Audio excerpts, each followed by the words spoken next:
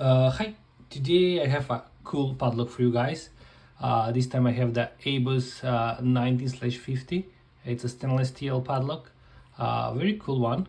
The thing is, I was thinking that I can disassemble this one, but you can see I obviously I cannot do that.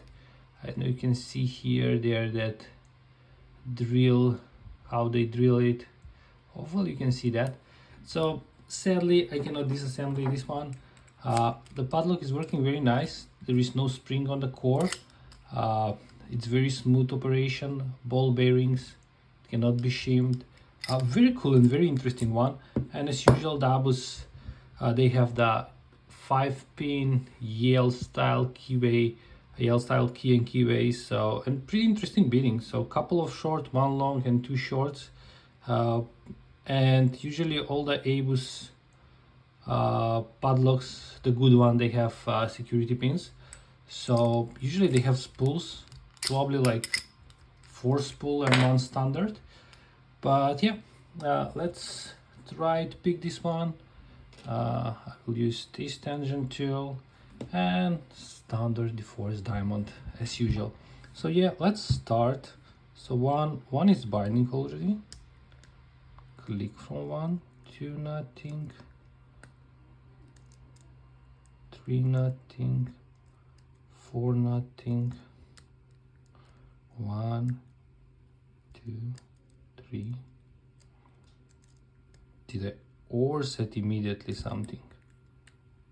Wow. 1.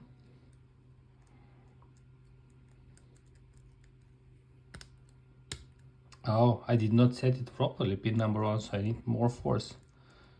2, 3, 4, 5, counter rotation immediately. Click from 5. Let's go again. 1, 2, now it's back. Counter rotation from 2. Come on. Click from 2. Very good. 3 click. 4 and 5, and I think pin number 4.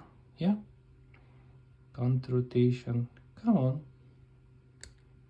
4, and I think I overset pin 3. Okay, I released the tension and then the pin 3 went up because that's the longest pin, and we are open. We are open. So yeah, because of that third pin, this was a bit trickier than usual. So I did overset, trying to set properly pin number 4, that is pretty short.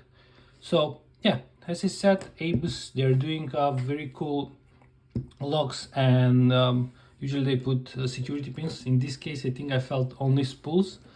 So yeah, this was the very cool ABUS 1950 picked. Unfortunately, I cannot get it. So guys, thanks for watching. Have a nice day, have a nice picking, and bye bye.